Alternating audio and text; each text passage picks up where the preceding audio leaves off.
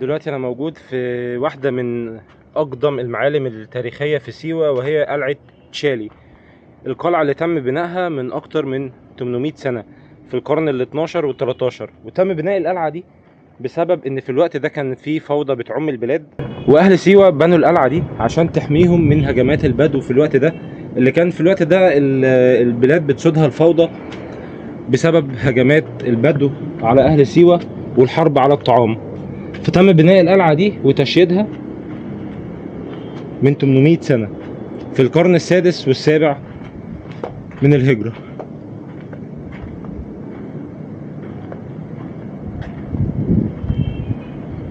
لكن زي ما انتم شايفين اغلب المنازل او كل المنازل اللي موجودة في القلعة شبه متدمرة بالكامل، وده بسبب السيول اللي ضربت منطقة سيوة في سنة 1929 واستمرت لمدة 3 ايام، ودمرت 70% او 80% من القلعة.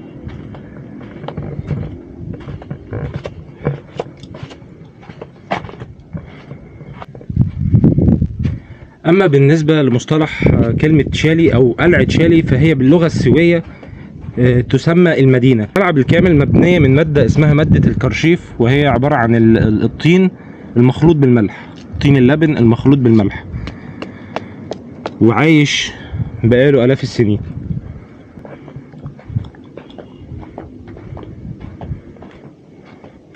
وزي ما قلنا التصحيح بس للمعلومة ان القلعة دي تم تدميرها بنسبة كبيرة سنة 1926 مش 29 بسبب السيول اللي ضربت البلاد في الوقت ده واستمرت لمدة 3 ايام. والقلعة دي اتعاد ترميمها سنة 2017. الو ايوه.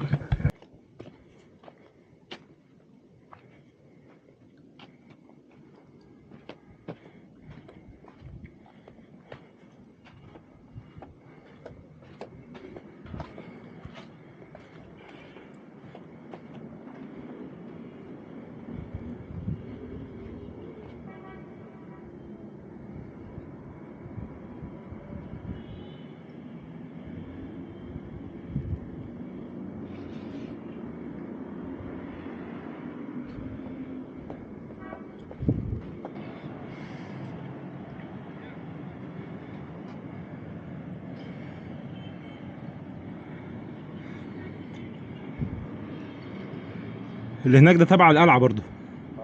فين؟ ايه ده؟ كل دي مباني ده مدينة وليها بوابة.